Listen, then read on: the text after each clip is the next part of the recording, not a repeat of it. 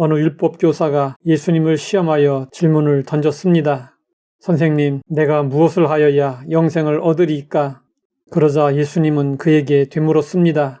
율법에 무엇이라 기록되었으며 내가 어떻게 읽느냐? 율법 교사가 대답했습니다.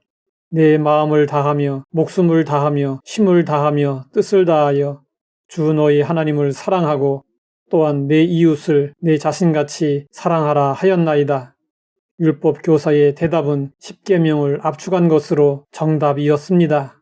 율법 교사의 대답은 예수님이 들려주신 말씀이기도 했습니다. 예수님이 그에게 말씀하셨습니다. 내 대답이 옳도다. 예수님은 그가 알고 있는 지식이 올바르다고 인정하셨습니다. 그런데 예수님은 칭찬에 덧붙여 그에게 요청하셨습니다. 이를 행하라. 그러면 살리라. 아는 것도 중요하지만 더 중요한 것은 아는 것을 실천하는 것입니다. 그런데 사람들은 알아도 행하지 않습니다. 두 사람의 대화를 들어보십시오. 규칙적으로 운동하십니까? 아니요, 요즘 많이 바쁩니다. 운동이 얼마나 중요한지 모르세요? 물론 알고 있습니다. 왜 이렇게 식사를 빨리 드십니까? 습관이 돼서 그렇습니다. 그렇게 급하게 드시면 건강에 정말 해롭습니다. 저도 알고 있습니다. 이처럼 모두가 안다고 하면서 도무지 행하려 하지 않습니다. 그렇다면 아는 것이 무슨 의미가 있습니까? 모세는 이스라엘 백성들에게 고별 설교를 하면서 지켜 행하라고 당부하며 십계명을 제시했습니다. 십계명은 사랑의 하나님이 주신 사랑의 계명입니다. 그러면 우리가 하나님을 사랑하려면 어떻게 해야 할까요? 십계명에 하나님께 대한 네 계명을 행해야 합니다. 나 외에 다른 신들을 내게 두지 말지니라.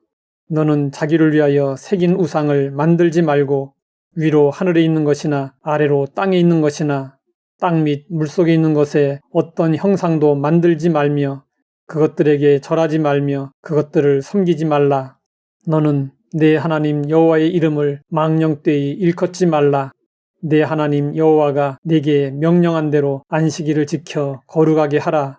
그러면 우리가 이웃을 사랑하려면 어떻게 해야 할까요? 십계명에 사람에 대한 6계명을 행해야 합니다. 너는 내 하나님 여호와께서 명령한 대로 내 부모를 공경하라. 살인하지 말지니라. 간음하지 말지니라. 도둑질하지 말지니라. 내 이웃에 대하여 거짓 증거하지 말지니라. 이웃의 아내를 탐내지 말지니라. 내 이웃의 모든 소유를 탐내지 말지니라. 요즘 사람들은 갈수록 자기 소견대로 행하기를 좋아합니다. 성도들도 은혜라는 이름으로 거룩하고 선한 하나님의 법을 불필요한 것처럼 여기고 무시합니다. 이런 분위기 속에서 십계명은 고리타분한 옛날 법조문으로 외면당하고 있습니다. 은혜로 말미암아 율법은 폐기되었고 복음만 있으면 된다고 생각합니다. 십계명을 우리의 죄를 낱낱이 고발한 무서운 조문으로만 알고 있다면 십계명을 제대로 이해하고 있는 것이 아닙니다. 십계명은 성도가 천국에 들어가기 위해 힘써 지켜야 할 계명이 아닙니다.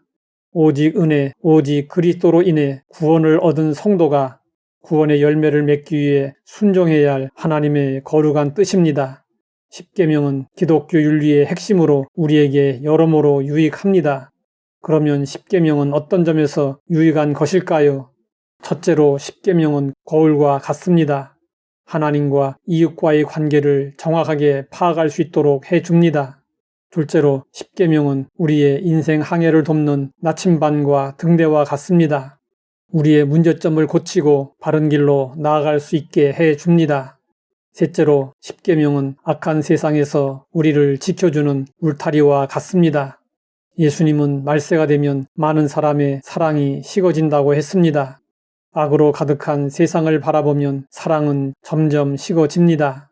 그럴수록 우리는 십계명을 통해 우리의 모습을 돌아보고 더욱 하나님을 사랑하고 이웃을 사랑해야 합니다. 하나님 아버지, 우리가 어떻게 살아야 하는지 깨우쳐 주시니 감사합니다. 사랑의 삶을 친히 보여주신 예수님을 바라보며 행할 수 있게 하옵소서. 예수님의 이름으로 기도드립니다.